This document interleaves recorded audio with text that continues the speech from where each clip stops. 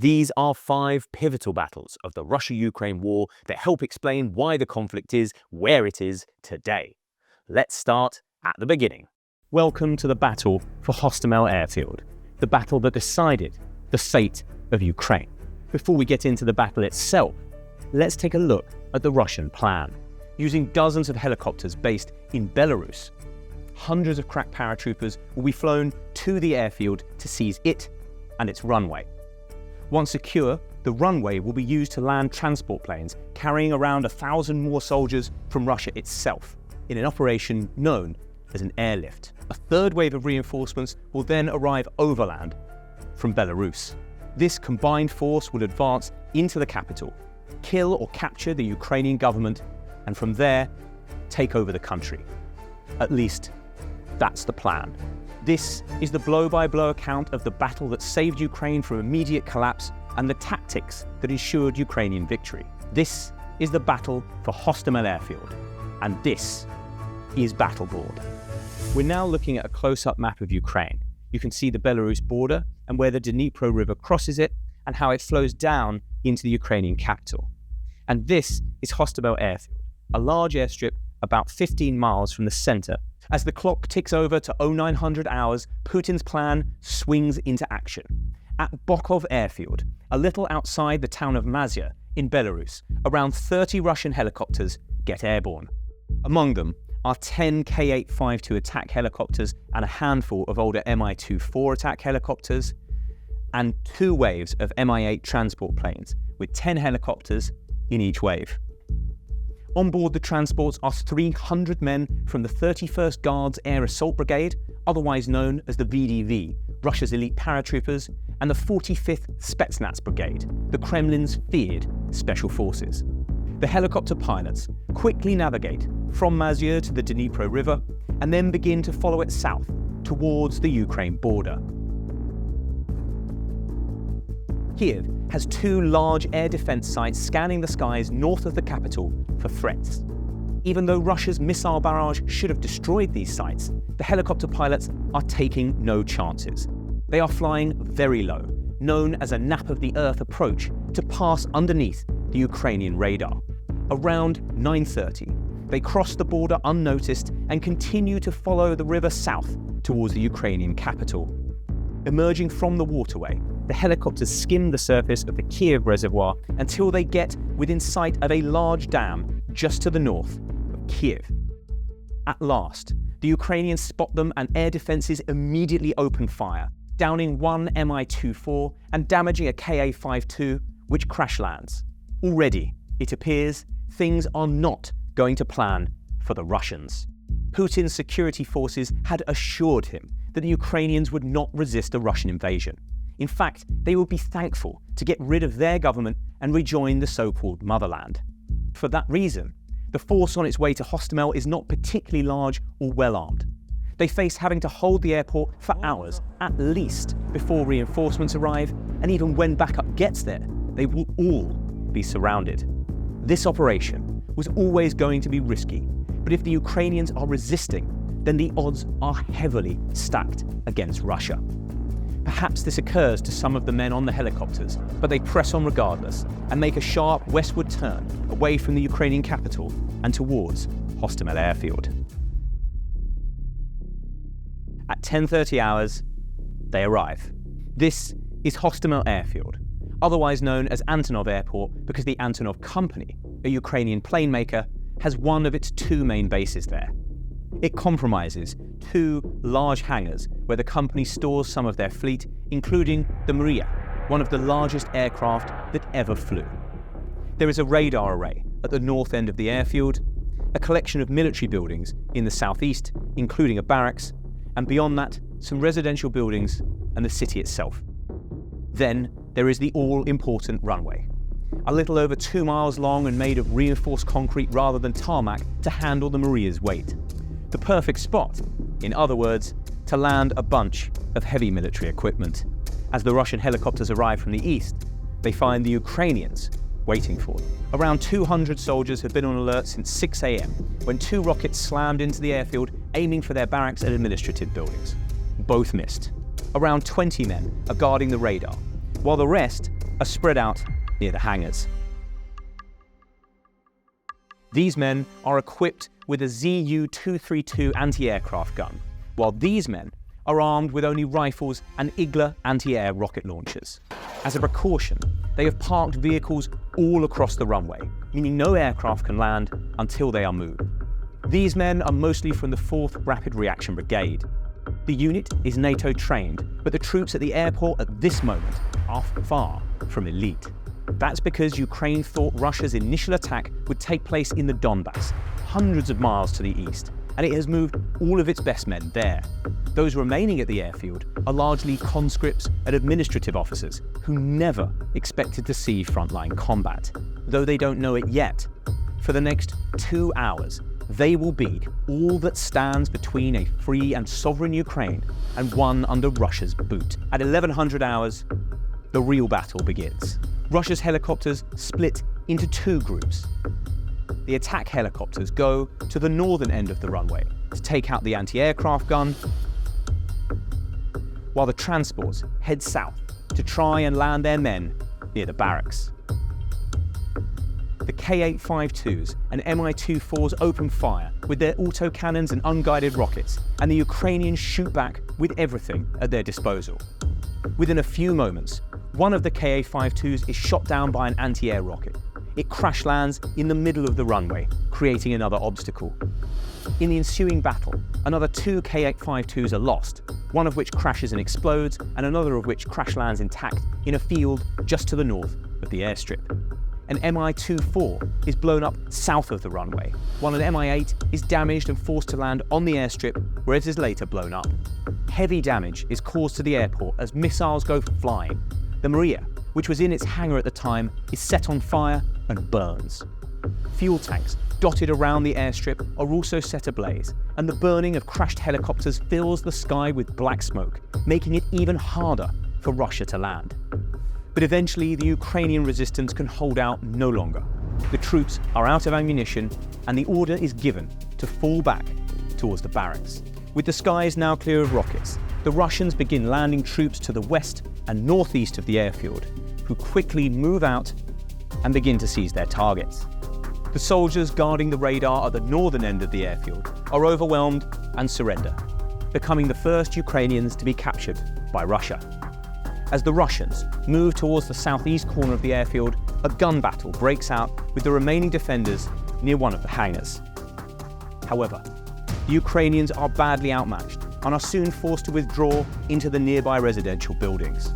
The Russians raise their flag over the airport barracks, and at 1300 hours, around 2 hours after the battle began, Hostomel Airfield is under their control. For the second phase of Russia's plan, we need to take a look at this map, which shows a zoomed-out view of Ukraine, Belarus, and Russia. At Pskov Airfield, 500 miles to the north of Hostomel, 18 Il-76 transport planes get airborne, carrying an estimated 1,000 troops. It is thought these men come from the 76th Guards Air Assault Division, which is based in Pskov and is considered one of the most combat-ready units in the Russian military. Flight time from Pskov to Hostomel is about 2 hours, but the planes will never make it. Instead, about 2/3 of the way through their journey, they are forced to abandon their mission and land at an unknown location somewhere in Belarus. And that's because the Ukrainians managed to get their own reinforcements to the airfield first. This is a close-in view of the Ukrainian capital Kiev and 2 nearby cities, Zhytomyr and Bielortserka, where Ukrainian reinforcements are positioned. Almost as soon as the battle at Hostomel started, the Ukrainians realized Russia's main invasion wasn't coming from the east, and that stopping the airlift was vital to their survival. What they needed was time to get extra men to the airport and retake it. And this is exactly what the brave 200 defenders have brought. If those men had retreated, Ukraine may well have fallen. Instead, they held out for 2 crucial hours. In that time, Ukraine managed to move 3 brigades to the airport. The 72nd Mechanized, part of which was in Kiev and part of which was stationed in Bielortserka, around 50 miles to the south, along with the 80th Air Assault and 95th Air Assault, which were located in Zhytomyr, around 70 miles to the west. Bit by bit, these forces arrived at Hostomel. For the airborne, their journey was relatively simple. They loaded onto helicopters and flew the short distance, much as the Russians did. But for the 72nd, with tanks and artillery guns to move, the task was harder. Luckily, Ukrainian civilians helped out, bringing commercial trucks and trailers to take the heavy armor north in a mission that the commander dubbed the March of Life.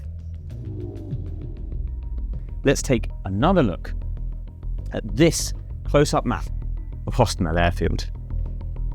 As the big guns start arriving at the airfield, they open fire on the runway, cratering it so that Russian aircraft cannot land. This is what forces them to call off the airlift. The paratroopers, already at the airfield, are now stranded. They have no heavy weapons or air support to hit back at the artillery with, and venturing out into the open is a no-go. Their only hope is to hold out long enough for the ground forces advancing from Belarus to arrive, so they dig in.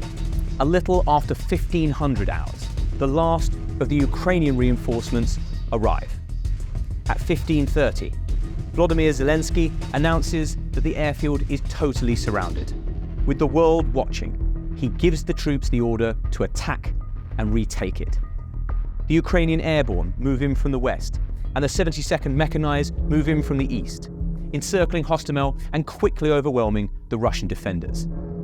Artillery, now backed by Ukrainian Su-25 bombers, unleash a salvo of explosives on the runway and put it out of action for good. Ukrainian Mi-24 helicopters join the fight, providing close air support to the troops on the ground, clearing the buildings. The Russians fight back, but they cannot hold out for long. The column of reinforcements they are waiting on has snarled up somewhere south of Chernobyl as poor logistics and Ukrainian attacks take their toll. No reinforcements are coming. Hopelessly outnumbered and outgunned, the Russian paratroopers are driven off the airfield and suffer heavy casualties.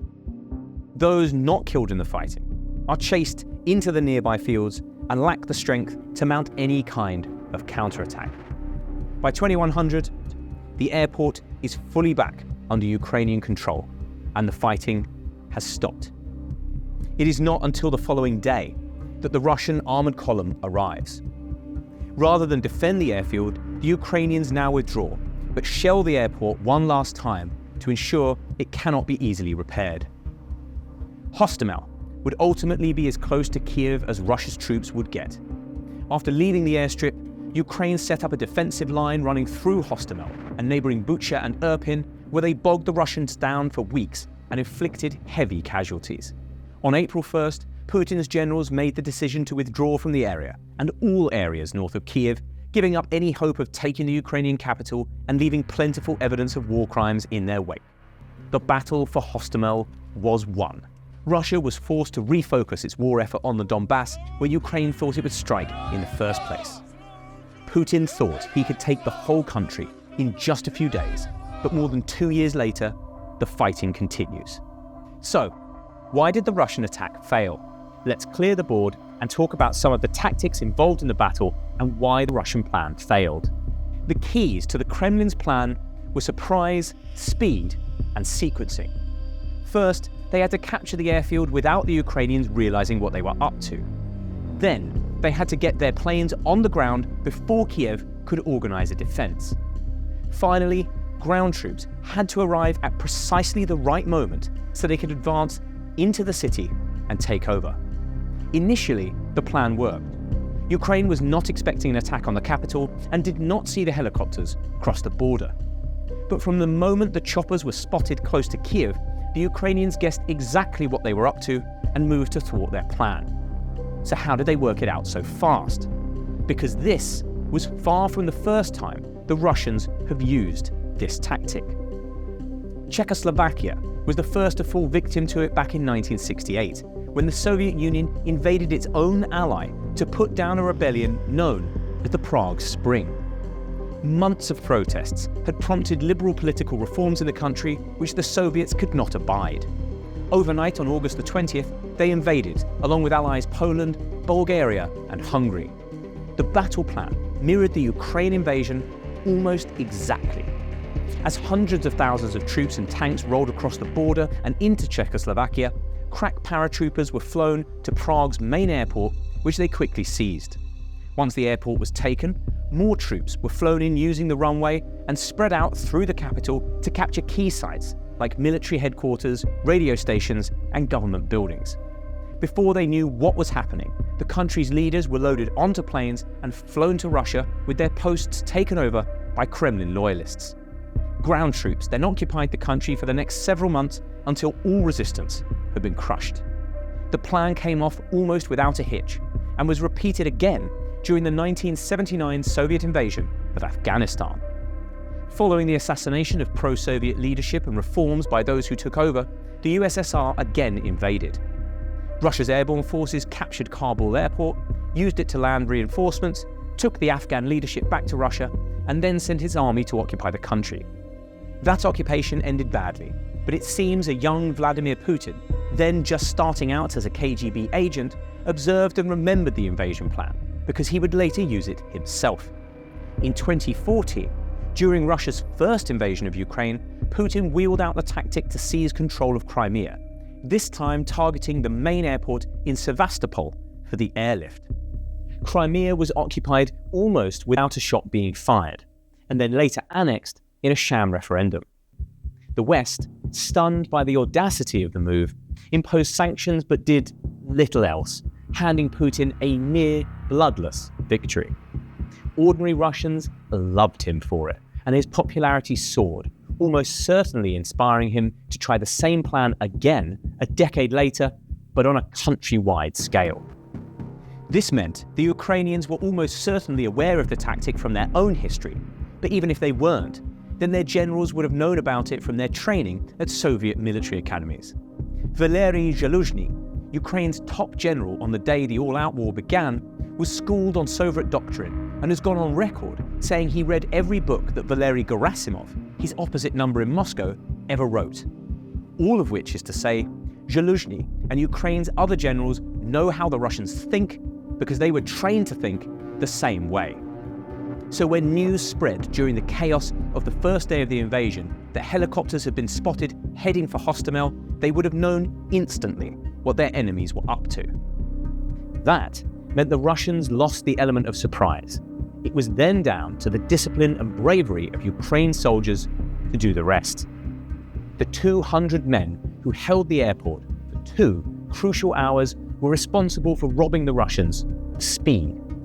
Had these men fled without a fight, the Russian airlift would have been completed before the Ukrainian support brigades from Bilaservka and Zhytomyr arrived, and a combination of poor Russian logistics and Ukrainian resistance north of Hostomel wrecked the sequencing. By the time the overland column of reinforcements arrived from Belarus and seized the airfield, the Ukrainians had cratered the runway and rendered it useless.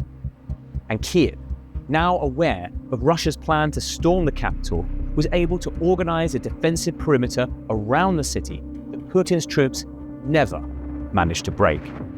And that is why Putin's plan for victory in 3 days failed, and why Ukraine was able to maintain control of the country.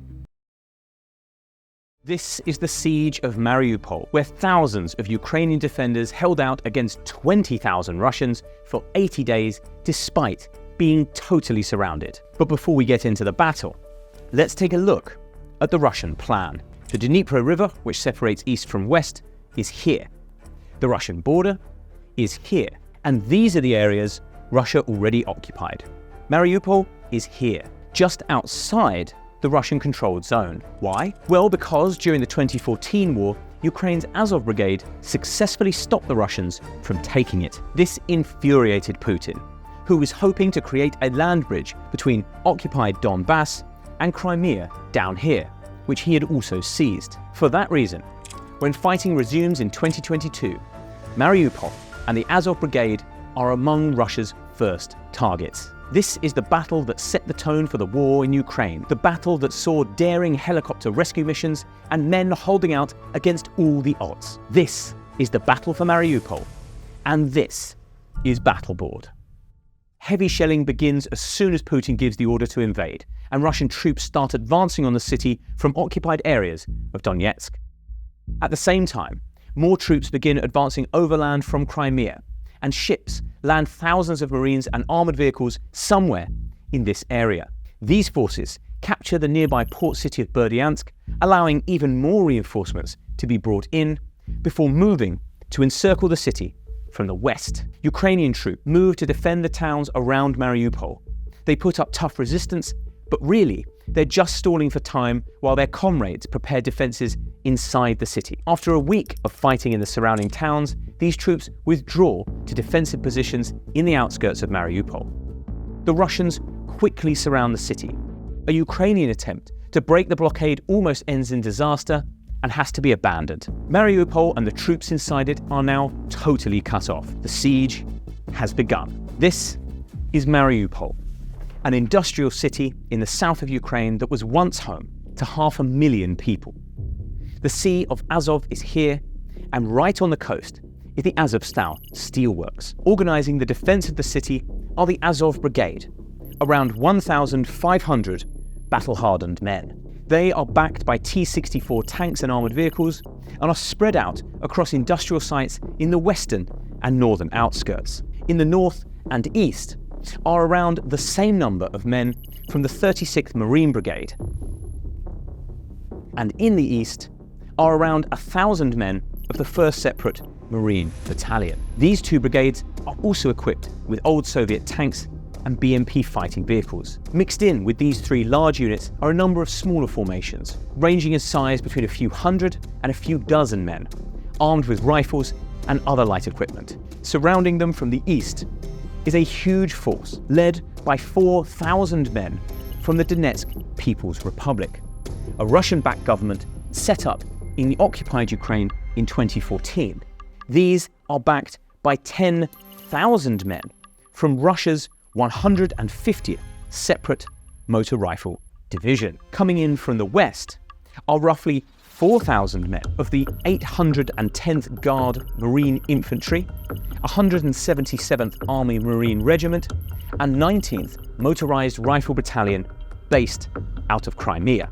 These units wield large numbers of T-72 tanks and BMP fighting vehicles and are backed by artillery guns, rocket artillery, air forces and navy gunships firing from offshore. The siege begins with an intense artillery bombardment targeting key infrastructure like power stations and water supplies. This makes life difficult for the defenders and complicates their situation because thousands of civilians still inside the city will now turn to them for help. This is exactly what happens, with many people fleeing to the Azovstal plant and asking to be kept safe in the network of tunnels underneath it. Civilians also seek shelter in public buildings like the Mariupol Drama Theatre, anywhere with basements where they can protect themselves from the shells. To alleviate this problem, the Ukrainians try to organise evacuation corridors. Some are successful, and between March 14th and 15th, thousands of civilians manage to leave. But the Russians, who have an interest in keeping people trapped, are accused of shelling the routes, shooting vehicles, or attacking gaps in the Ukrainian line created for civilians to pass through. In mid-March, the corridors collapse. All remaining civilians are now trapped. The Russians also bomb communications towers. Cutting Mariupol off from the outside world is key to winning the information war. But before Russia can complete the task, two atrocities unfold with the world watching. First, Russia bombs the Mariupol maternity hospital while patients are inside, which is documented by a few brave journalists who are still in the city. Second, Russia bombs the Mariupol theatre while hundreds of people are sheltering in it, despite the word children being written on the pavement outside. By this time, there are no journalists left, and the destruction is only captured by satellite. By mid-March, Russian forces have begun to gain footholds in the eastern outskirts of the city and, thanks to additional reinforcements, have pushed into the north and the west as well. A key axis of advance is from the west, along Peace Avenue, one of the main highways into Mariupol. Units from Russia's 150th, 177th and 810th Brigades are leading the attack up against men of the Azov Brigade supported by naval special forces. The Ukrainians put up stiff resistance, but thanks in part to huge artillery barrages that simply flatten their positions, the Russians break through and advance towards the city centre. Meanwhile, in the east, forces of the Donetsk People's Republic, backed by Spetsnaz special forces, make significant gains and almost surround Ukrainian forces here. Being encircled is the deadliest position a soldier can find themselves in. With no way out, the options are either to surrender or to try and fight their way through enemy lines, usually with heavy casualties. Luckily for these men, they avoid the trap and fall backwards towards Azovstal. As we'll see in a moment, others were not so lucky. It is now late March, and the noose is tightening. Russia bolsters its forces to an estimated 20,000 men, who are pushing a few thousand defenders back into a smaller and smaller area. Cut off from help and desperately outnumbered, it is becoming increasingly clear what the outcome of this battle will be. Even the best soldiers cannot hold out forever without water, ammo, and medical supplies. Already, medics are having to perform amputations without anesthetic. But Mariupol cannot be allowed to fall yet. Hundreds of miles away to the north, the Russians are at the gates of Kiev. If these men surrender, then all of these troops can join that attack. And if the capital falls, Ukraine as a nation gets wiped off the map. Help must reach these men somehow, and Ukraine devises a plan to bring in supplies by the air. Here's the Donbass once more. The Dnipro River is over here, and by this point, these areas have now fallen to the Russians. The plan is this. Pairs of helicopters taking off from Dnipro city will head southeast towards Mariupol, crossing Russian lines somewhere north of Berdyansk. To ensure they're not spotted, Ukrainian artillery will open fire at the exact moment they pass to distract the Russians. The helicopters will then head out to sea, swooping around to approach Azovstal from behind and land inside the steel plant. Covering this whole area is a network of Russian air defenses, jets and ships that could easily pick off the transport helicopters if they are spotted. Once on the ground, they will have exactly 10 minutes to unload their supplies and get the wounded on board before flying the same route in reverse. To ensure the helicopters can carry the maximum weight of supplies and wounded, the amount of fuel on board will be strictly limited, just enough to make it there and back. Lingering even a few minutes too long at the plant or getting lost on the way means they will not have enough fuel to complete the return journey. It sounds like suicide, but incredibly, the Ukrainians pull off 7 of these rescue missions over the next several weeks.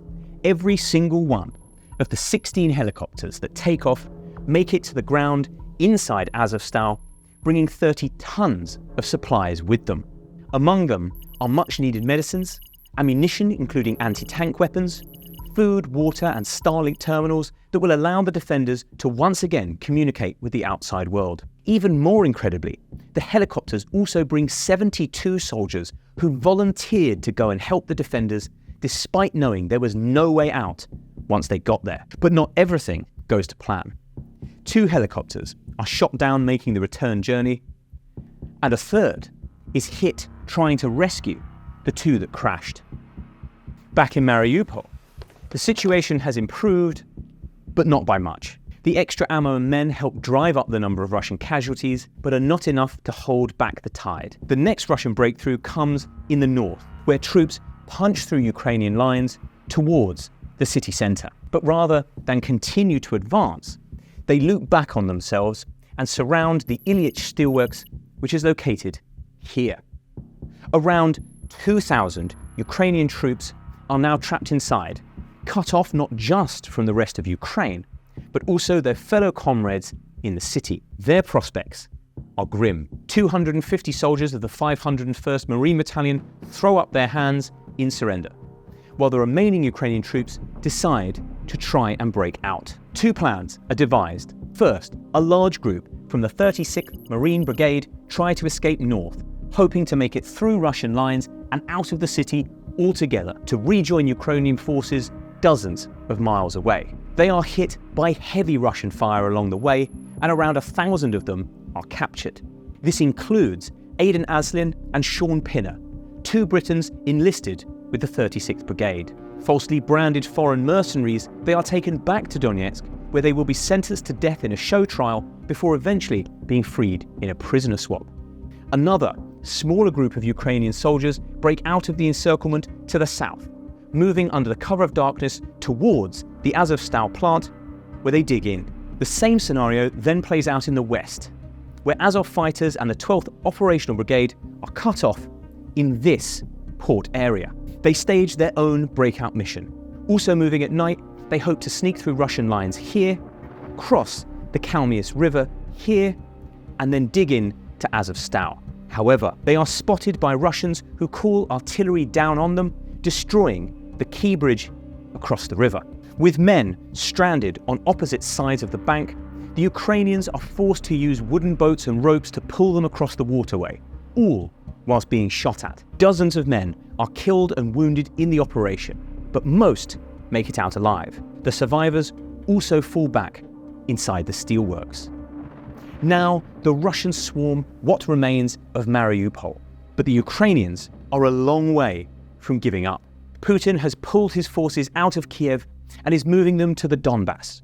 Ukraine needs time to prepare its defences there, and these men inside Azovstal are going to give it to them. This is the Azovstal Steelworks, a sprawling complex roughly twice the size of Midtown Manhattan that used to be one of the largest factories in Europe. Built by the Soviets during the Cold War, it sits atop a 15-mile network of tunnels and bunkers that were supposed to shelter workers during a nuclear strike. The furnaces and iron casting works are down here on the southwestern corner, along with a set of docks, while a lot of the larger industrial buildings are located here in the northeast. It is surrounded by water on three sides and has large walls, almost like a medieval castle. The perfect place, in other words, to withstand siege. Inside the plant at this moment are roughly 2,000 Ukrainian soldiers, the remains of the Azov Brigade and 36th Marine Brigade, and a few hundred men of the 109th Territorial Defense Brigade. Alongside them are around 1,000 civilians, mostly plant workers and their families, who were invited to shelter inside the tunnels as the fighting broke out. They believed the battle would be over in just a few days, and then they could come out. Now, they are trapped in the center of the war zone. To breach Azovstal's defenses, the Russians bring in their largest strategic bombers, Tu-22s, to drop bunker-busting bombs on the Ukrainians. In just one overnight period in late April, 50 airstrikes hit the complex, causing a partial collapse of one of the tunnels and trapping the wounded underground. Fearing a massacre, the UN helps broker a ceasefire to get the civilians out. On May the 1st, a convoy of buses carrying a few hundred people leaves the factory and drives out of Mariupol towards the Ukrainian city, Zaporizhia. Over the course of the next week, all civilians are successfully evacuated. They return with horror stories of people forced to drink water from radiators to stay alive after the city got cut off, of mass burials in roadside ditches, in back gardens, anywhere bodies could fit, and after the space ran out, bodies simply left to lie in the streets. Officially, the civilian death toll stands at 8,000, but Ukrainian officials believe the true toll likely exceeds 100,000. Those not killed are taken to filtration camps, which resemble World War II concentration camps. Some disappear and are never seen again. Others, including children, are deported to Russia and forced to adopt new lives with new families and Russian passports. At Azovstal, the last soldiers are still holding out. Russia is bombing the steelworks night and day and trying to advance inside in armoured columns. Despite overwhelming superiority in manpower and firepower, they cannot breach the defences. But the Ukrainian garrison is by now almost totally out of ammo, food and water. On May 16th, word comes from Kiev. All remaining defenders are ordered to lay down their weapons and surrender to the Russians. A bargain has been struck that will allow the wounded troops and bodies of the fallen to return to Ukraine. In return, the remaining Ukrainians will be taken prisoner back to Russia. Over the course of 3 days, in late May, all Ukrainians leave the plant. The siege is now over, but the story doesn't end here. The Ukrainian prisoners are taken by bus to nearby camps, and 2 months later, around 200 die in a fire suspected to have been started by the Russians. Hundreds more are traded back to Ukraine in prisoner swaps, returning with stories of torture at the hands of their captors. But around 900 of them are still in captivity, and Ukraine is fighting to get them back. Now let's clear the board and discuss some of the tactics that ensured the few thousand defenders of Mariupol managed to hold out against 20,000 Russians. Urban combat is one of the hardest forms of combat, and it massively favours the defender. When staging an attack, what armies want, perhaps more than anything else, is freedom of movement. They want to be able to approach their objective from multiple angles, bypassing well-defended areas and exploiting weak spots. They want the option to launch surprise attacks and dictate the tempo, sometimes moving fast to create confusion, and other times slowing down to rearm or resupply, but always at a time and a place of their own choosing. Defenders, therefore, want to limit this freedom of movement as much as possible. They want to close off routes of surprise attack and divert their enemies away from weak spots and towards their strongest defences. What they really want is to funnel attackers into well-prepared kill zones that are covered by their heaviest weapons, like machine guns and mortars, and slow them down to a crawl inside that zone so they can be easily picked off. Defending wide open areas, such as fields or deserts, is therefore difficult. There are loads of potential attack routes, and the defenders have to work hard to establish good positions. This usually means laying minefields, deploying barbed wire, making the best use of any cover like tree lines or hills, and digging anti-tank ditches and infantry trenches, all of which can take weeks or months to do properly. But in the city, most of that hard work is already done. Attackers have only a limited number of routes in, usually narrow streets, which can be made even narrower or totally blocked using obstacles. Concrete barriers, barbed wire, mines, even city buses and garbage trucks, if preparation time is limited, can all be used to deny attack routes to the enemy, or, at the very least, slow them down. Funneling enemies into kill zones is therefore relatively easy, and once the enemy is in the kill zone, the urban environment helps out again, with high-rise buildings. These are perfect locations for snipers, anti-tank missile launchers, machine gun nests, and other heavy weapons. They will be looking down on the attackers, providing the defenders with the best possible shot while making them hard to hit in return. Depending on how much time the defenders have to prepare, this nightmare situation could be made even worse for the attackers by knocking holes between rooms and constructing walkways between buildings, allowing the defenders to flee after opening fire. In military parlance, this is called displacing. It means by the time the enemy has worked out where they're being shot from and returned fire, the defender is no longer there. They're somewhere else, ready to take another shot. In open terrain, displacing can be risky. It may involve running between open ground between one prepared position and another, and the number of positions available will be limited. But in cities, the number of available positions is near limitless, and defenders are in cover the entire time while moving. If they've taken the time to stash ammo at various strategic points along their route, it means they can fire and displace almost indefinitely, wearing down even the most determined and best coordinated enemy attacks. This is why urban combat is so intense. Most Western militaries teach that, for any kind of attack to succeed, you want a 3-to-1 advantage in manpower. In urban combat, that rises to 6-to-1, even for an army skilled in coordinating its firepower for maximum effect. Russia's military is not so skilled, meaning it needs even more manpower to achieve the same effect. In the end, advancing into Mariupol proved so difficult for Russia that it was forced to resort to flattening the city with artillery, giving its troops freedom to maneuver once again. And that is why just a few thousand Ukrainian defenders were able to hold off tens of thousands of Russians for so long.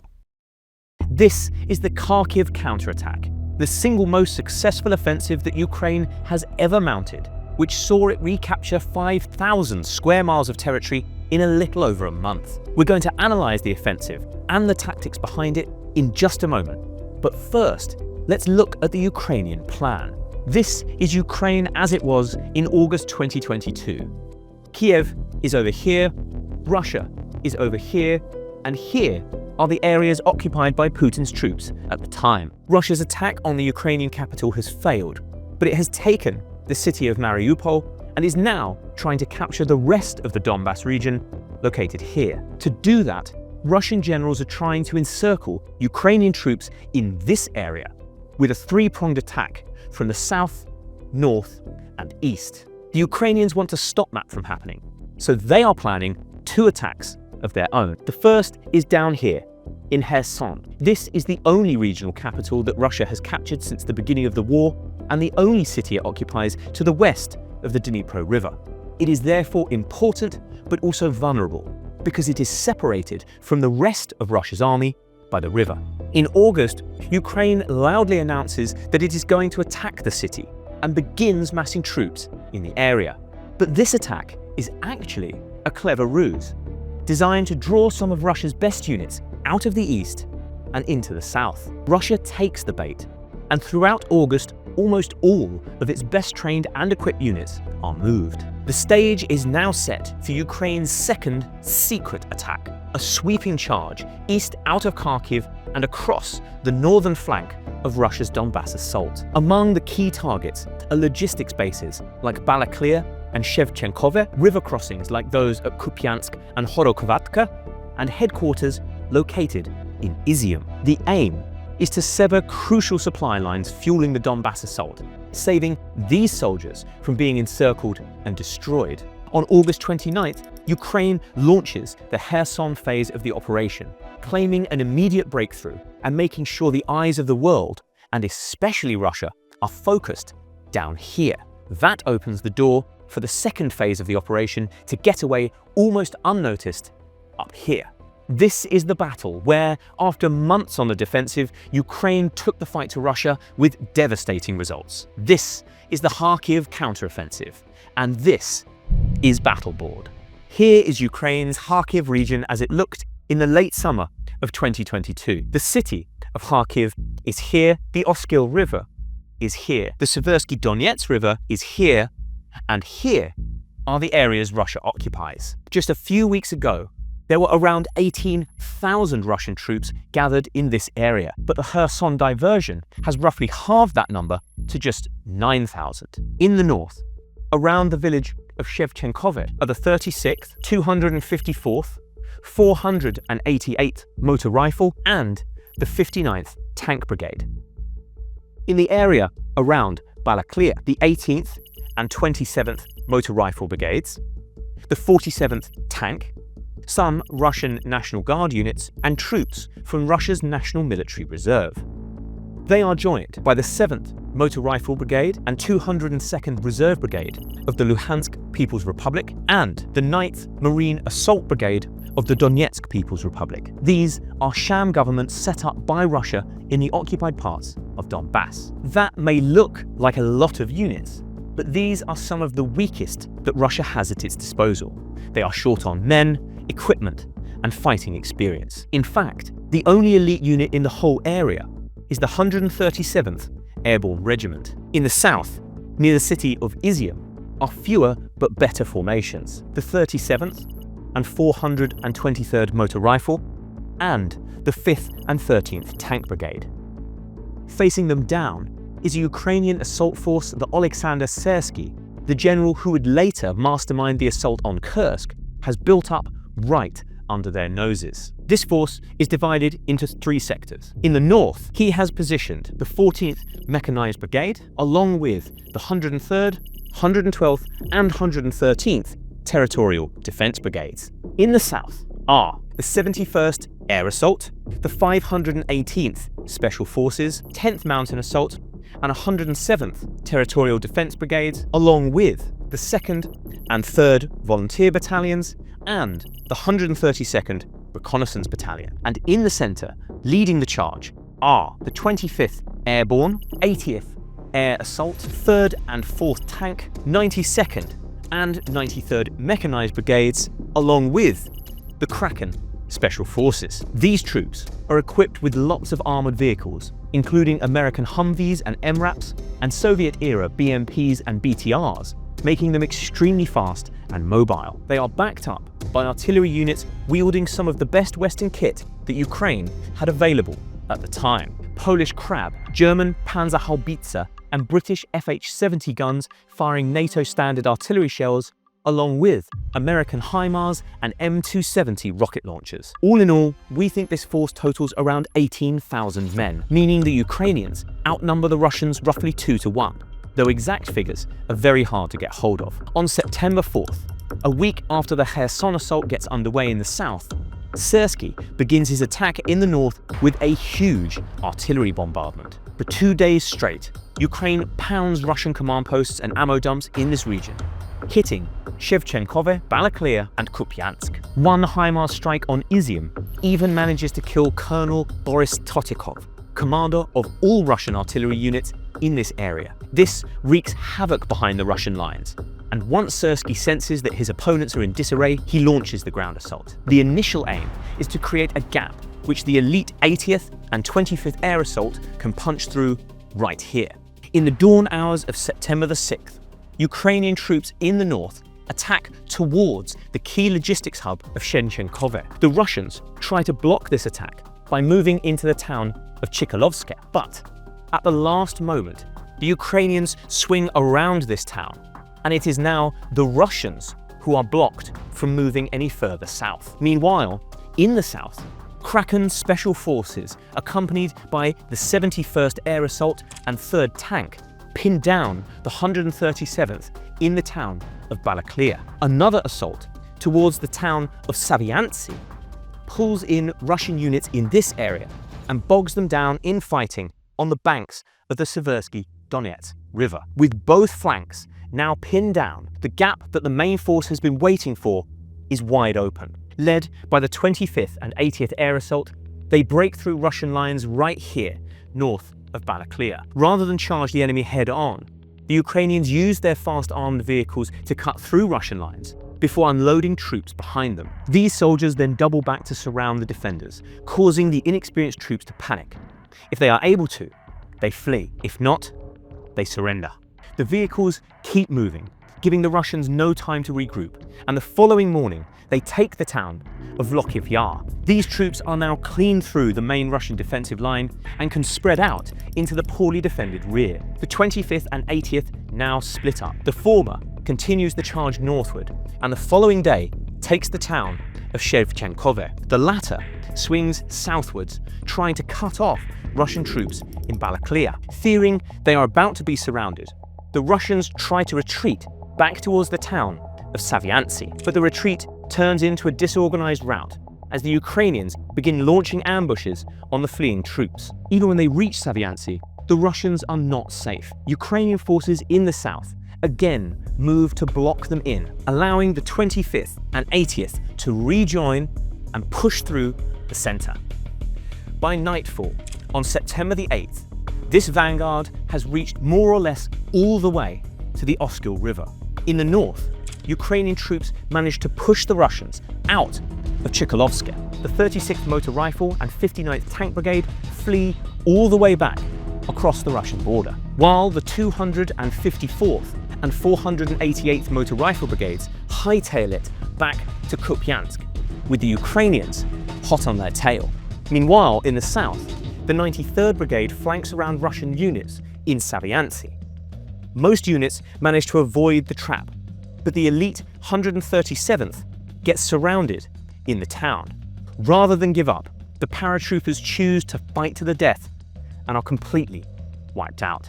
On September the 9th, Ukrainian troops in the north succeed in pushing Russian troops out of the western half of Kupiansk. They capture most of the town intact and raise their flag over it, but the bridge is destroyed in the fighting.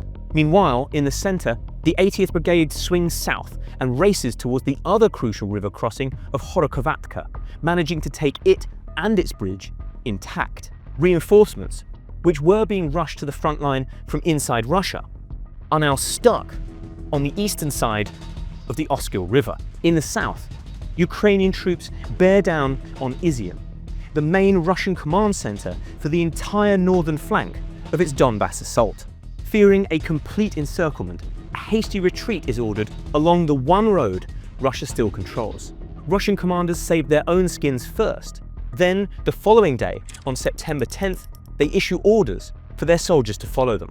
This retreat is far more orderly, as the Russians use artillery and landmines to stop the Ukrainians ambushing them as they go. 2 days later, on September the 12th, the Ukrainians have captured all territory on the western side of the Oskil River. In just a week, Ukraine's men have recaptured more than 2,000 square miles, about the size of the state of Delaware. But they're not done yet. Rather than dig in, Ukraine rearms and prepares for Phase 2. This is the wider Kharkiv and Donbass region. Here's the area we've just seen Ukraine recapture. Here is the Oskil River, and Russia still occupies all of this territory. Following the collapse of their old defensive line, Putin's men are now trying to organize a new one, running from Liman in the south to the half of Kupiansk they still control in the north. Defending the northern end of the line are the remains of the 18th, 254th, and 488th Motor Rifle Brigades, and some Russian National Guard. They have been joined by reinforcements from the 3rd Army Corps, which have been rushed into Ukraine fresh from the training ground in Russia. In the south are the 503rd and 752nd Motor Rifle Regiments, along with a unit of Russian Spetsnaz Special Forces, 2 units of Russian military reservists, and units from the LPR and DPR that survived the initial onslaught. All in all, including reinforcements, Russia probably has somewhere between 7,000 and 10,000 men spread out along this front line. As for the Ukrainians, in the north are the 25th Airborne, 14th and 92nd Mechanized Brigades, and the Kraken Special Forces. In the center is the 80th Air Assault Brigade, while Ukraine's southern flank has been reinforced by units that were previously holding back Russia's attack southwards from Izium. These include the 79th and 95th Air Assault Brigades, the 81st Air Mobile, the 66th and 30th Mechanized, and the 103rd Territorial Defense Brigade. Having suffered few casualties in the opening phase of the attack, Ukrainian forces now likely number more than 20,000. They have already accomplished their original goal of stopping Russia's assault on the Donbass by capturing Izium. But rather than let their enemies dig in and perhaps launch another attack from Liman, they're going to try and break their defensive lines a second time. Their first success comes in the north, where small units are able to cross the Oskil River and get behind the Russians. These are only scouts, but the jumpy Russians assume their enemies have got the drop on them again and scatter. That allows the Ukrainians to cross the river in force, and by September the 16th, they've captured the whole of Kupiansk. In the south, Ukrainian forces also waste no time in getting across the Oskil and the Seversky Donets River, and by September the 19th, almost all forces are on the Russian side. However, Russian forces down here are much more organized than those in the north, and the advance quickly bogs down on the outskirts of Liman. Again, rather than take their foe head-on, the Ukrainians send the 95th Air Assault and part of the 81st to flank around the city to the north. Just as happened in Phase 1, they find a weak point and successfully break through into the Russian rear, where they spread out. Kiev's men now tighten the noose, and by September the 30th, Liman has been almost totally surrounded, with 5,500 Russian troops still inside. Their commanders should have given the order to retreat days ago, but held off trying to save face. That indecision proves fatal. By the time they give the order, just one road towards Crimea is still open, but well within range of Ukrainian guns. Soldiers try to sneak out under the cover of darkness, but by the time the sun comes up on October the 1st, they are still on the move and shells quickly rain down on top of them. The retreat turns into a massacre. The true death toll is unknown, but some Russian units are thought to have lost 3/4 of their men. With Liman and Kupiansk now in Ukraine's hands, Russia's second defensive line unravels. The 80th Air Assault crosses the river at Horokhovatka and sweeps north. By October the 4th, it has captured more or less the entire east bank. Ukrainian forces also push outwards from Kupiansk and chase Russia into the surrounding countryside. The Russians are once again on the run. But the Ukrainians need to be careful. They have advanced a long way in a very short time. Their supply lines are stretched, and the further they move, the more vulnerable the units at the front become. If the Russians manage to get in behind them, they risk not only losing all the territory they've already gained, but the attacking force being destroyed. For that reason, in mid-October, Ukraine's commanders give the order to halt, just short of the cities of Severodonetsk and Lysychansk. The Russians bring up more reinforcements and ultimately stabilize the front line, running from the city of Kremina at the southern end up to Sinkivka at its northernmost point. In a little over a month, Ukraine has pulled off a stunning offensive that has retaken 5,000 square miles of territory, about the size of Connecticut, including 500 villages, towns, and cities. As Russia fled, its troops abandoned scores of armored vehicles, tanks, and artillery guns, along with tons of ammunition, which Ukraine can now use itself. In fact, Ukraine has captured so many tanks that it now has more of them than it had at the start of the war. After months on the defensive, Ukraine has proved it can go on the attack, a much harder task, and retake territory from the Russians. Meanwhile, the humiliating defeat forces Russia to rethink its entire war effort. Putin sacks a slew of high-profile commanders and appoints Sergei Surovikin, a tyrant nicknamed General Armageddon, to oversee the war effort instead. The Russian despot is also forced to call up Russia's military reserves, press-ganging 300,000 people into the armed forces to make up for his losses. This sparks the most serious wave of protests against his rule since the war began, and sees roughly double that number of Russians flee the country. In fact, Putin is so rattled by the Ukrainian advances that we now know he seriously considered dropping a nuclear bomb in order to stop them. But what or who Putin would have targeted has never been revealed.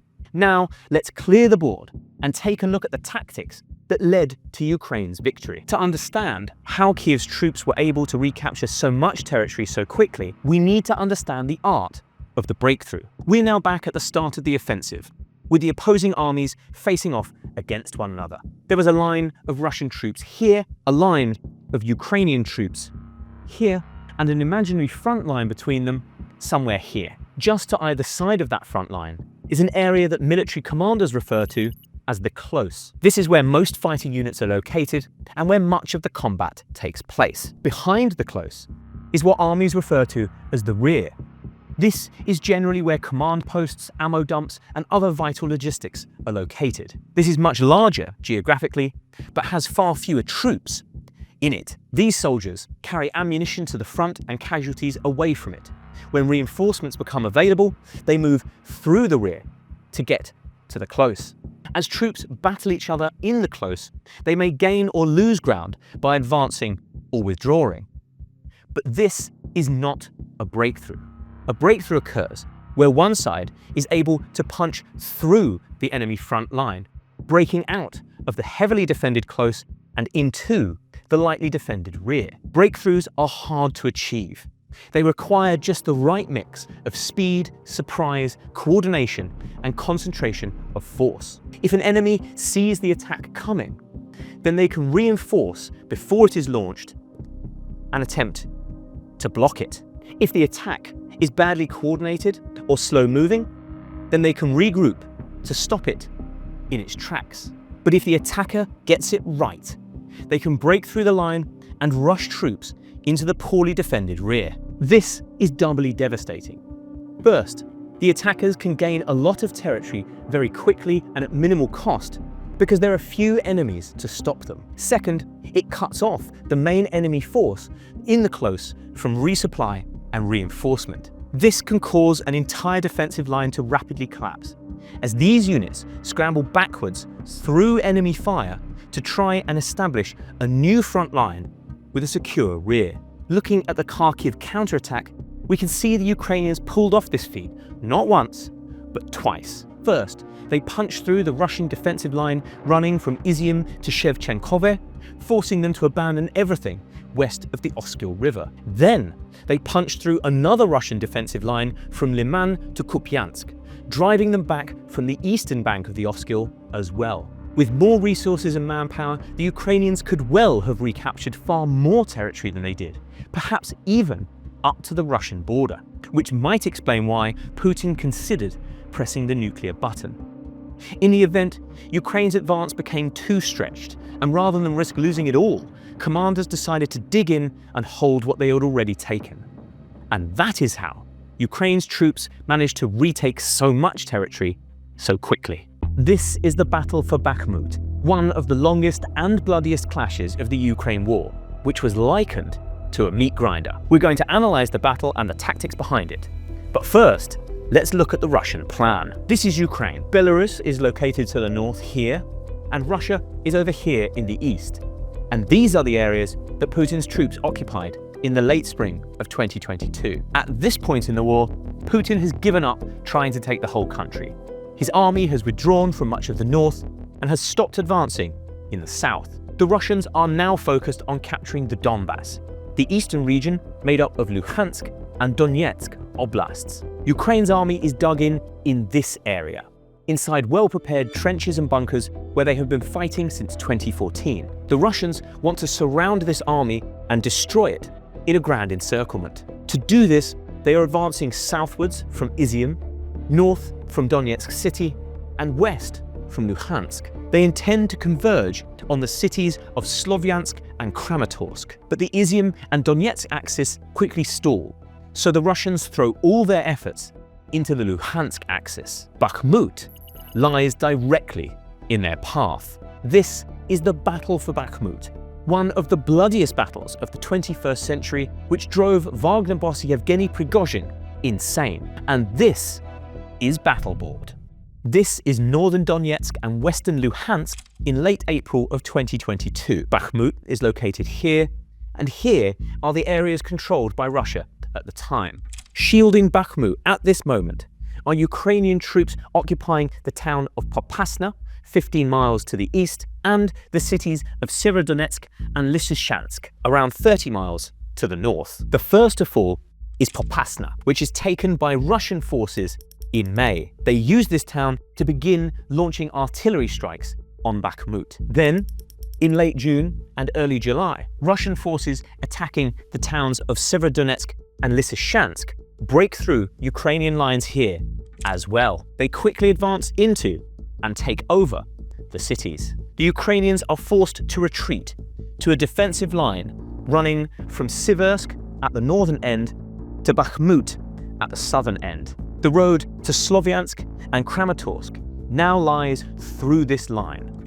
Throughout August and September, the Russians make slow but steady advances towards it. By October, they are ready to try and punch through by attacking Bakhmut itself. The stage is now set for one of the bloodiest battles of the 21st century to begin in earnest. This is Bakhmut, a crossroads city in northern Donetsk that sits at the junction of 5 major roads. One leads to the east towards Russian-occupied Luhansk. One leads north and another south to the Ukrainian strongholds of Siversk and Avdiivka. 2 more head west to Kramatorsk and Slovyansk, Russia's main targets. Its natural defenses are the Bakhmutka River, which separates east from west, the Siversky Donetsk Canal, and the towns of Soledar and Klishchivka, which sit on high ground to the north and south. Defending the city at this moment are units of Ukraine's 58th Brigade. In Soledar is the 93rd Brigade, a veteran unit that has redeployed after victories elsewhere.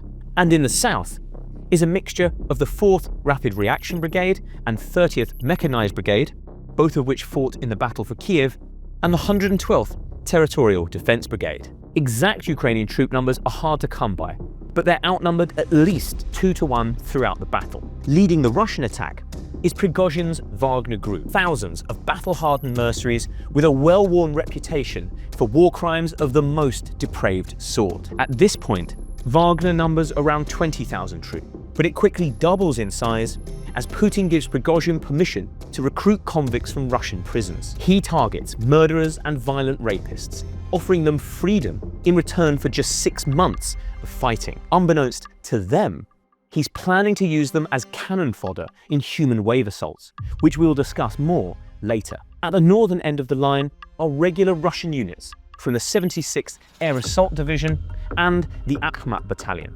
along with soldiers from the Luhansk People's Republic.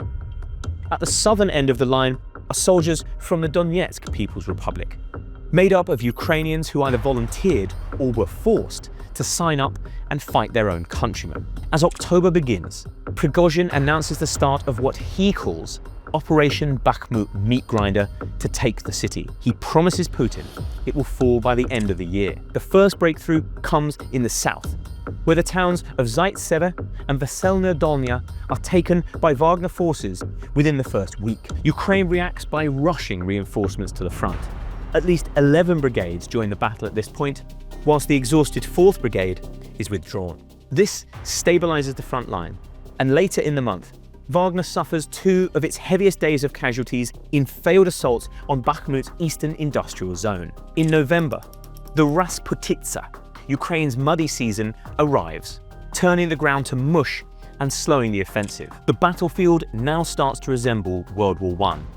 Ukrainians are dug into trenches in the city outskirts and countryside, which become waterlogged. Wagner attacks these trenches using artillery bombardments and conscript charges across no man's land. In front of them are Ukrainian machine guns, but behind them are Russian discipline officers ready to shoot them if they retreat. Artillery is mostly responsible for defeating these attacks, just as happened on the fields of Flanders 100 years before. Drones have not yet become a major part of this war. Towards the end of November, the Russians break through again in the south, pushing the Ukrainians all the way back to the towns of Andrivka and Klishchivka.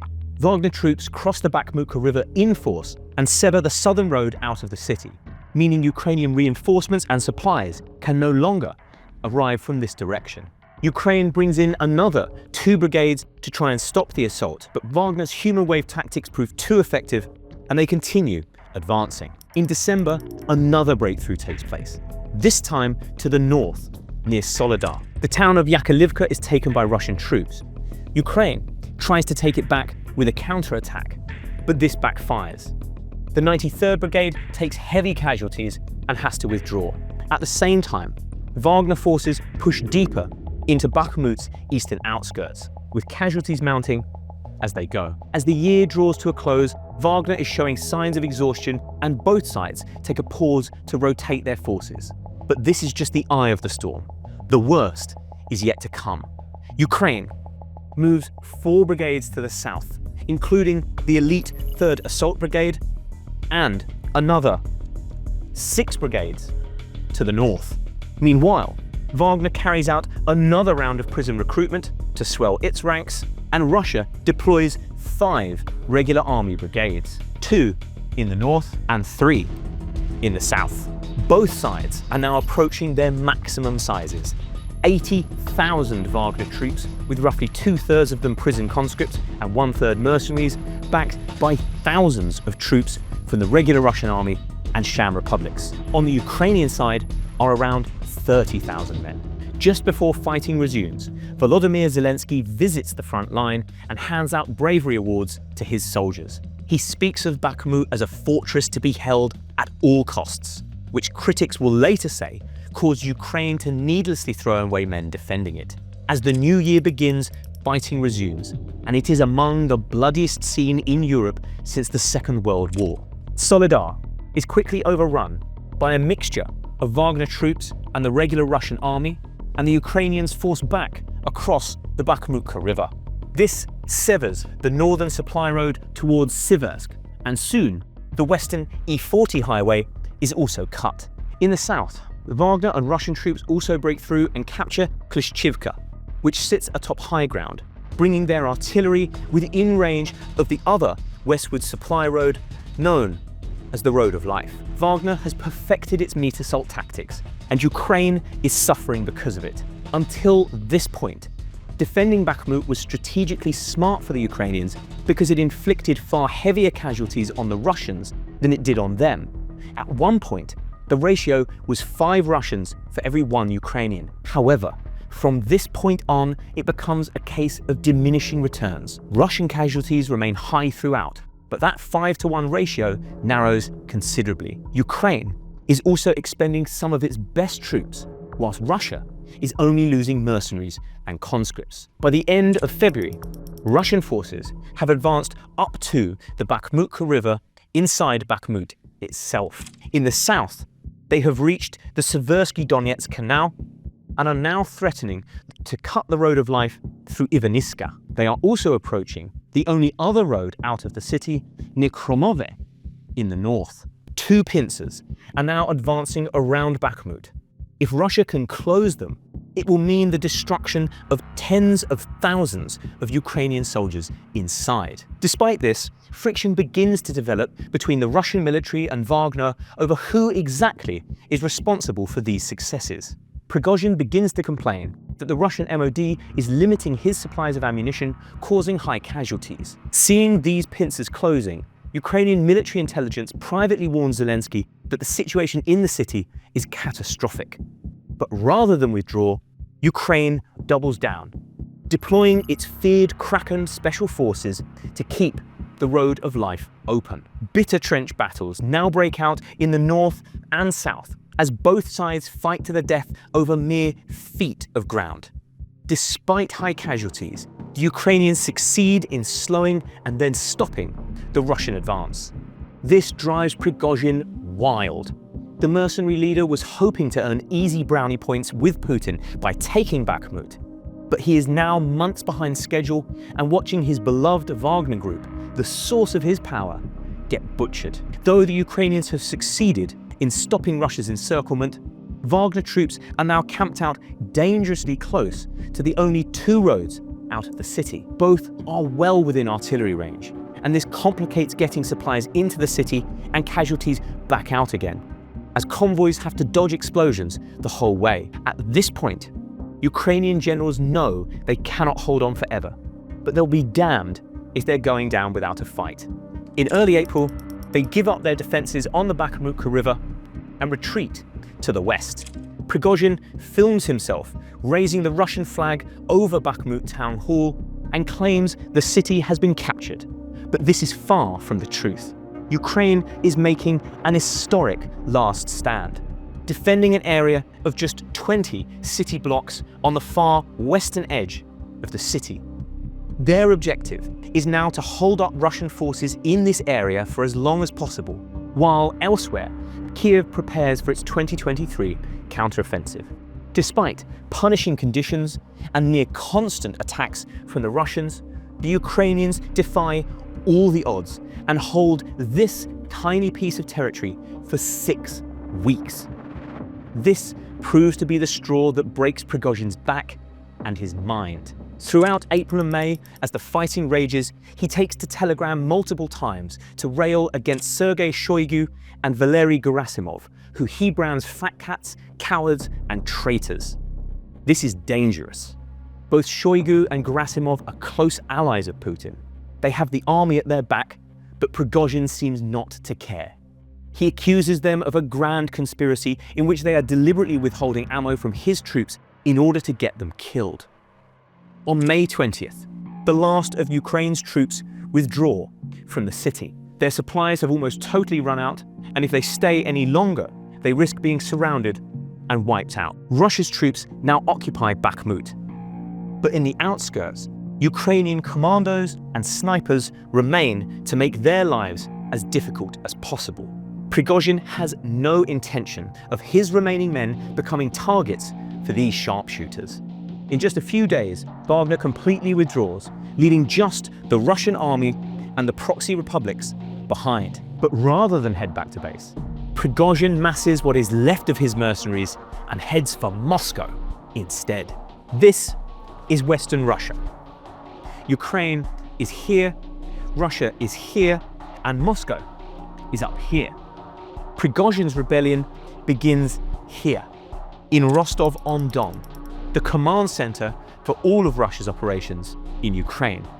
He quickly seizes control and films himself ranting at the base commanders about the ineffectiveness of the Russian military. But he doesn't stop there. Next, he assembles a column of thousands of troops, tanks, and armored vehicles. The column quickly heads north, up the M4 highway towards Moscow. Branding this a march for justice, he says his plan is to take over the Russian MOD and kick out Shoigu and Gerasimov. But Putin is having none of it. He denounces the march as a coup, calls Wagner traitors, and vows revenge. For the next few hours, chaos reigns. The Russian army gets into a shooting match with Wagner around Voronezh, but apparently cannot stop the march. For the briefest of moments, Putin's grip on power seems to be slipping. But then, with Wagner closing in on Moscow, Prigozhin suddenly calls off the march and heads home. Why exactly he does this remains a mystery.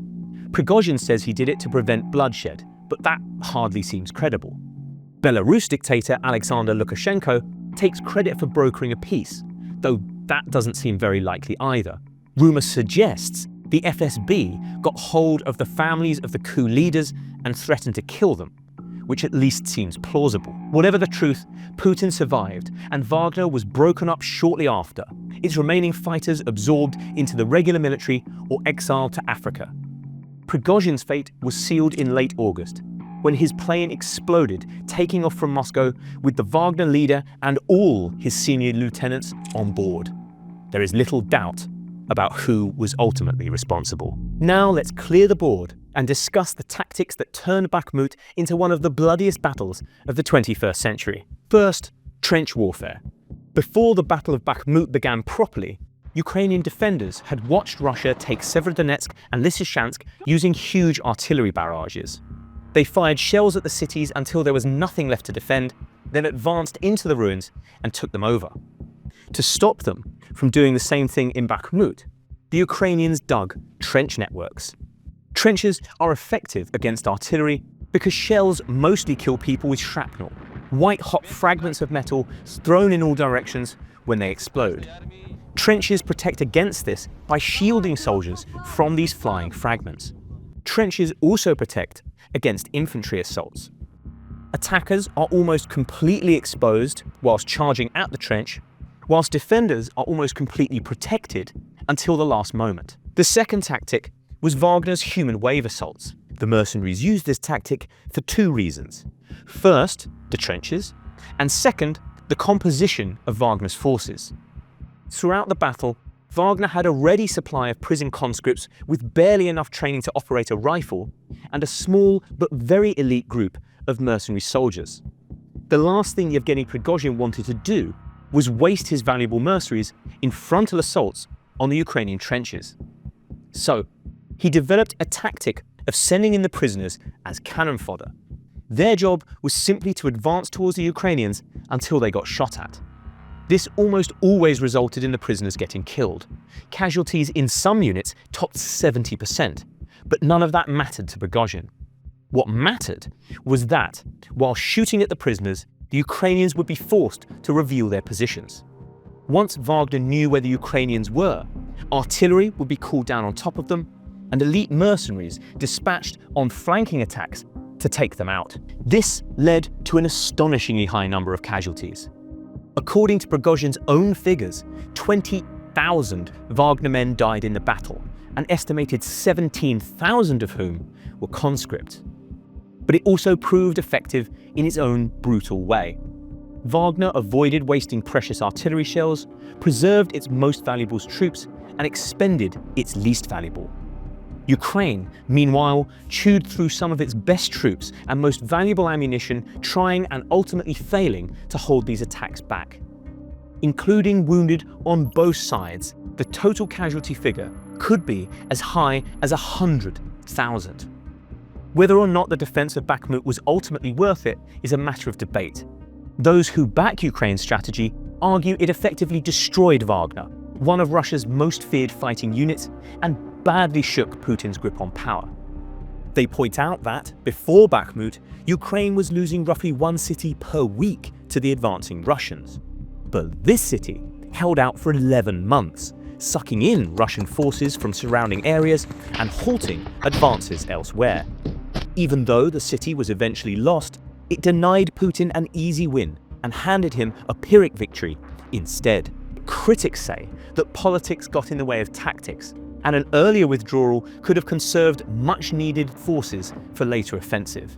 It also tied down some of Ukraine's best formations, so that, when their summer counteroffensive began just a few weeks later, it was new and inexperienced units leading the charge.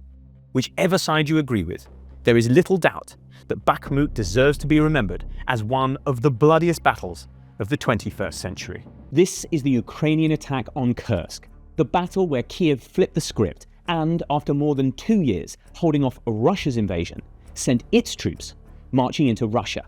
This is the Ukrainian plan. This is eastern Ukraine as it was a few months ago, in summer 2024.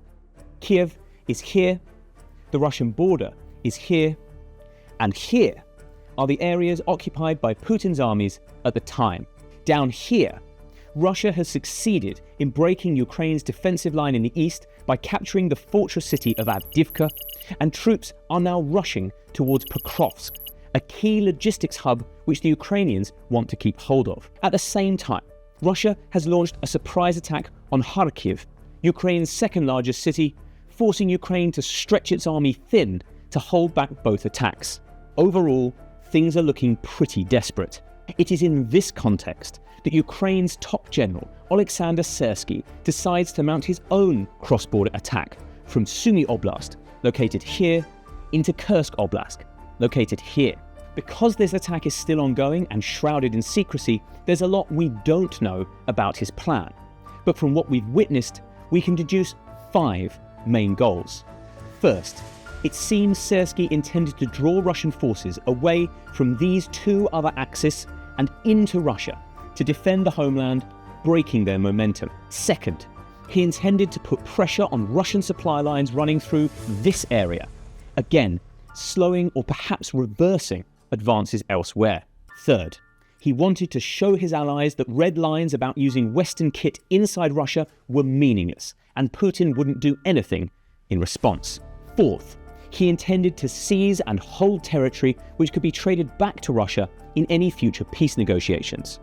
Fifth and finally, it seems Syrsky wanted to bolster the spirit of both the Ukrainians and the West for continuing the war.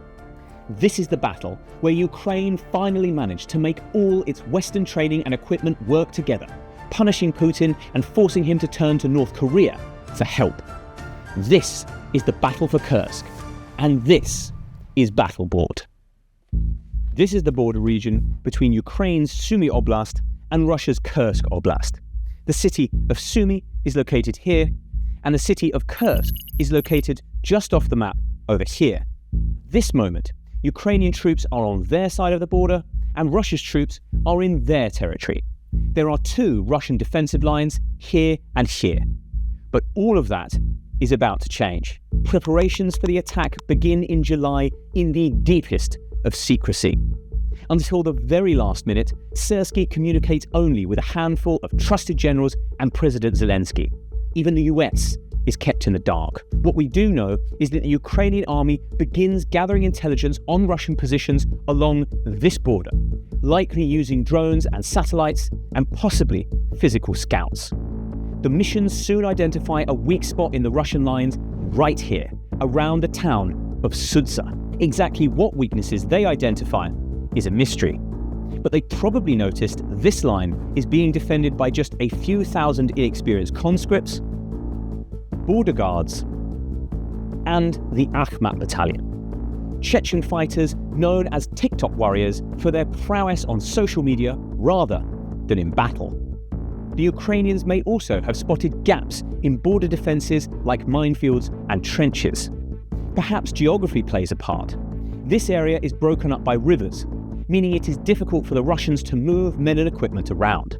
Whatever his reasoning, once Syrsky has chosen his target, his next move is to build up an invasion force without anyone suspecting what he is up to, including the troops themselves. To do this, his generals begin briefing Ukrainian journalists that they are expecting a Russian assault from Kursk into Sumy.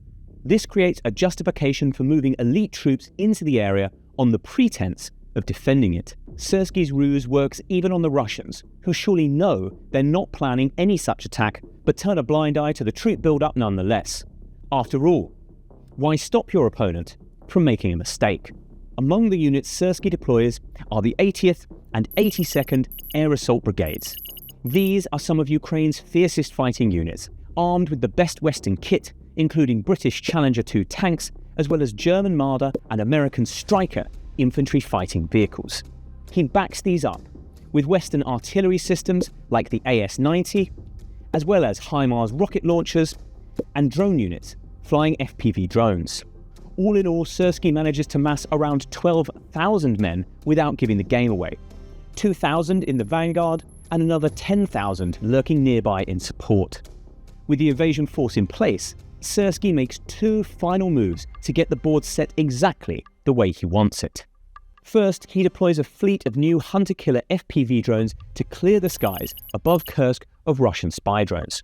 Previously, FPVs were only used against ground targets. In just a few days, these hunter-killers take out more than 100 spy drones, blinding Russian commanders to what is happening in this area. Second, he sends special forces, armed with rocket launchers and rifles, to embed behind enemy lines. We'll find out why in just a second. The board is now set, and Syrsky makes his move. At dawn, on August the 6th, the Ukrainian attack begins here and here. Two tiny border towns called Aleshnia and Nikolaevo-Dorino. An artillery barrage batters the Russian first defensive line to force Russian troops to take cover. While they're hiding, Ukrainian engineers move forward, using mine-clearing line charges, or M-clicks, to blast their way through Russian minefields. They set up mobile bridges across anti-tank ditches and dragon's teeth. Small units now advance through the gaps until they meet enemy troops. When they meet resistance, they call it armor like the Marders, Strykers and Challengers. The Ukrainians quickly break through the first line. Overwhelmed, Russian commanders call for reinforcements, but these reinforcements never arrive. That's because of these special forces. They set up ambushes along roads they know the reinforcements will use, blasting trucks and transports. If the advancing column is too large or well-armoured for them to destroy, they relay its location to HIMARS, which rain down rockets on top of them. Special forces also hunt down and take out as many Russian commanders as they can, leaving their inexperienced troops leaderless. In the skies, hunter-killer drones are still prowling, identifying and eliminating any new spy drones the Russians try to put up as quickly as they can launch them. This is called air superiority, where one side is able to operate in the air without significant interference from the enemy, at least for a period of time. Having air superiority makes Russian artillery, glide bombs and FPVs useless. Without them, these weapons are firing blind. Russia tries to solve this problem by sending in attack helicopters, but to their surprise, these are also targeted by the Ukrainian drones. At least 2 helicopters are hit in this way, marking the first time we know of that FPVs have been used against manned aircraft. This orchestra of attack power is known as combined arms assault. We'll discuss it more in a moment, but for now, all you need to know is that when it's done properly, it is almost impossible to stop. And right now, the Ukrainians are doing it properly. With the first line of Russia's defences breached, Ukraine's 80th Air Assault Brigade leads one advance towards the town of Mariupol, here. Meanwhile, the 82nd heads off in a pincer movement towards the town of Bolshoye Soldotskoye, here. As they advance, they avoid fighting the Russians head-on. They leave these troops for the second line of reinforcements, which now pour through the gaps in the Russian line. Vanguard units bypass the enemy, while the second echelon surrounds them, shells them, and then accepts their surrender.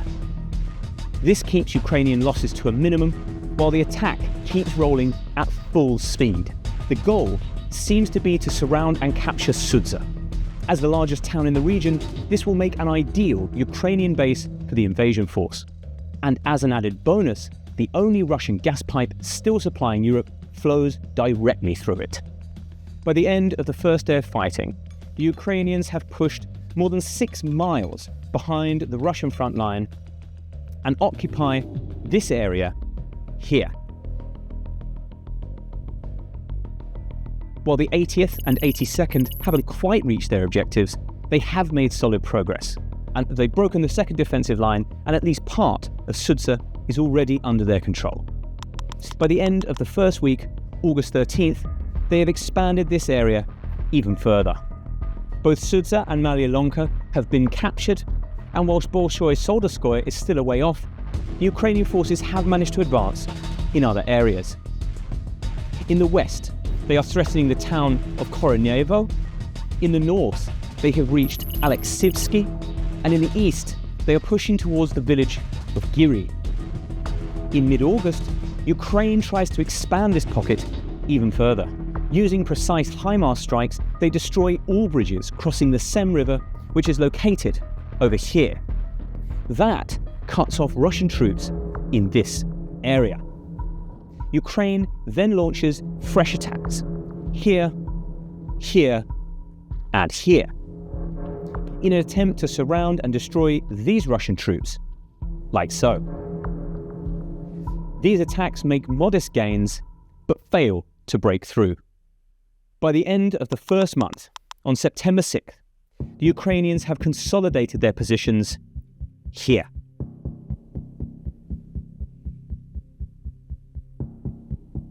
A lot of the probing attacks we saw earlier have petered out. Giri and Koronyevo remain in Russian hands, as does Bolshoi Soldaskoye. But behind those advances, Ukraine has pushed its area of control forward considerably.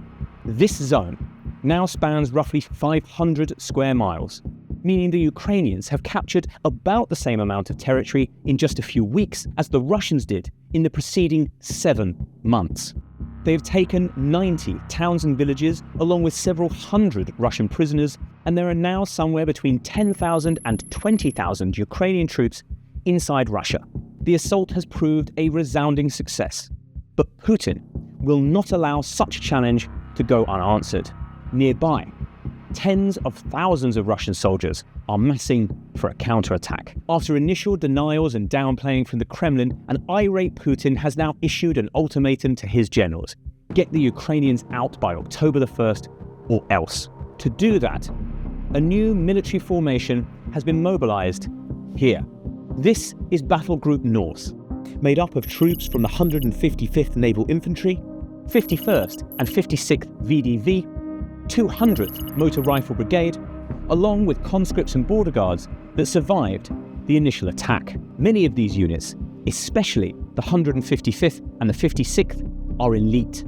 They were heavily involved in fighting in Ukraine and have been pulled off the front line there to help out here. At this moment, there are between 20,000 and 30,000 of them, or roughly double the number of Ukrainian defenders. Overnight, on September 10th, they launched their counteroffensive from the town of Koronyevo. The main push heads southwards, towards the towns of Snagost and Viktorovka, and it appears the plan is to cut off Ukrainian troops in this area from the rest of their army. By the end of the first day of fighting, the Russians claim to have recaptured 10 towns, though Western analysts say they've only seen video evidence from 2 of them. But the Ukrainians are not going down without a fight, and the following day try to flank around the Russian assault and stop it in its tracks here. By September 14th, the Russians have pushed further into Ukrainian territory around Lyubimovka, but at the expense of territory near Koronyevo here. Otherwise, things remain unchanged. The Ukrainians are proving hard to dislodge, forcing Russia to commit yet more men to the effort. Around 10,000 extra troops are deployed to the area.